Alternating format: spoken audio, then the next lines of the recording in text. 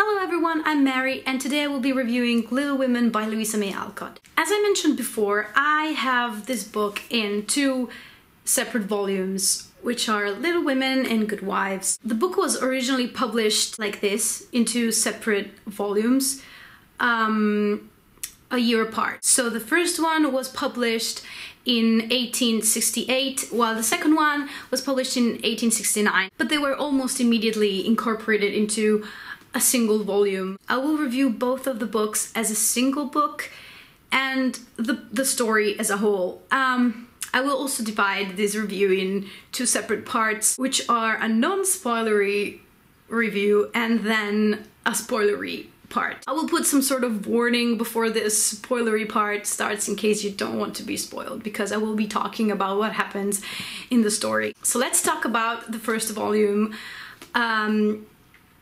which is titled Little Women. I really liked this story because, first of all, it was one of the first, if not the first, novel specifically written for girls. Because until then, literature for children was tailored to suit boys, young boys, and women weren't really taken into consideration.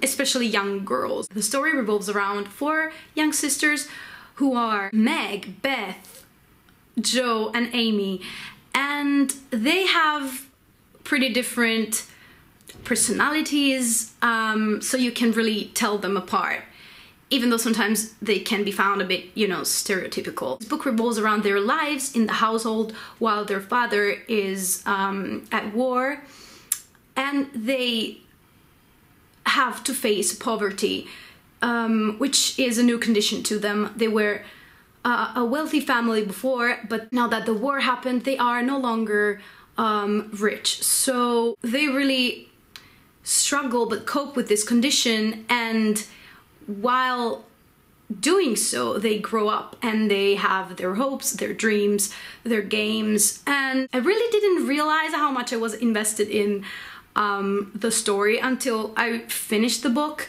The book was a quick read, and it left me wanting more. I just wanted to know what was going to happen, especially to Jo, because I think Jo is the most interesting character of them all. And it's not only personal taste, but I feel that Jo was the character that she put more thoughts into. If you read some background story for this book, you will find out that she had three sisters as well, and she is a writer such as Jo in the book, so the character is kind of relatable to her, and maybe for that reason you can feel that she cares a lot more about this character. You can still see that the value of domesticity is not really challenged here. Like, the role that women had in society is not, I mean, this is not a subversive novel, but still what's different here is that the girls are allowed to think that they can be something else and they can aspire to be something different, and their hopes and dreams are actually legitimized here. If they wanted to, they could do that. You can see that especially in Jo, because she's very rebellious and doesn't really want to do what a proper girl is supposed to be doing. It was very interesting to see how they're not perfect girls, they have their flaws, they don't want to do their chores, they have each their own individuality, and this is celebrated somehow. I mean, it was very realistic in the way that relationship were portrayed. As I said, this book really left me wanting more. I really wanted to know what happened. So I did one thing and I spoiled myself and I watched the 1994 movie adaptation. So I had already purchased online the second book, but still I thought, whatever, I'm just going to watch the movie. And I was really disappointed, but I still wanted to get to the second book. It's called Good Wives, and you know, even the title, my expectations were already low. I know that the title was chosen by the publisher, not by Louisa May Alcott herself, but actually it is exactly what this book is about. I mean, it wasn't that bad. It wasn't completely bad, I guess, but You know, even in the first one, you had this thing that, you know, they maybe can aspire to be something else. They maybe are going to be something else. They can aspire to do that. They can dream about it, but still they're going to end up as wives. What I really didn't like about this book is that just everyone gives up on their creativity. I mean, you're challenging the fact that the marriage, you know, that the end goal for a woman is to get married, but then this can be considered a spoiler, I guess, but you know, they get married and that's it, basically. I didn't like how Jo's storyline was portrayed, and I realized reading this book that I really didn't care about the other characters that much. So once, you know, once the storyline was off, then, you know, all the other ones were like, nah. I have to say though, what I liked about this book, it doesn't just end with marriage. Marriage is a commitment and what goes beyond that, you know, the struggles of being married, and I thought that was very realistic and well done, but I just really didn't care that much. There's also a part which is basically a spinster apology, and it starts with "Don't laugh at the spinsters, dear girls," and then, you know, it talks about how, you know, if somebody's alone, it's maybe they want to be alone, maybe they have their own reasons, their own goals. And that was great if only it was legitimized by someone actually being a spinster. I mean, you know, being a spinster is not so bad, but they all get married. Virtue is more important than wealth, but they all end up being wealthy. So that's the reason why I didn't really like this book, aside from the fact that I was very let down by Jo's storyline. As a whole, this book would probably, this one got 4 stars and this 2, so probably mixing them up would make a 3-star rating. It was okay. Had so much potential, but then the potential was basically destroyed. Up to the spoilery part, because I just have so many feelings about this book, I cannot shut up about it. And I don't even know why I'm that invested. I think that has never happened to me before with a book. I mean, it hasn't happened that I was that angry at a book before. When I was reading Good Wives, I was shaking my head all the time. I was like, no, I don't like this. I actually wrote stuff in it. I think I scribbled on some parts because I was angry and I didn't want them to be there.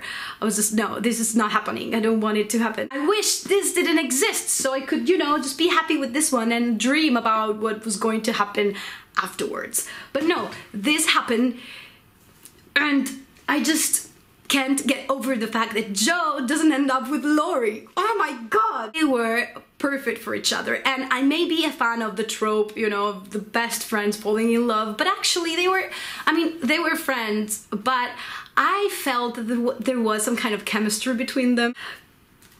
I was rooting for them so much, and they just don't end up together. And what I do know is that Louisa May Alcott actually didn't want them to end up together just because people were asking her to put them together, which is, I mean, your fans liked that about your storyline, and you just because they say that, you're just going to say, nah, I'm not doing that. I rebel against that. Let's just have Jo marry some random dude just because she has to be quirky and different and weird. Let's just do something that doesn't make any sense.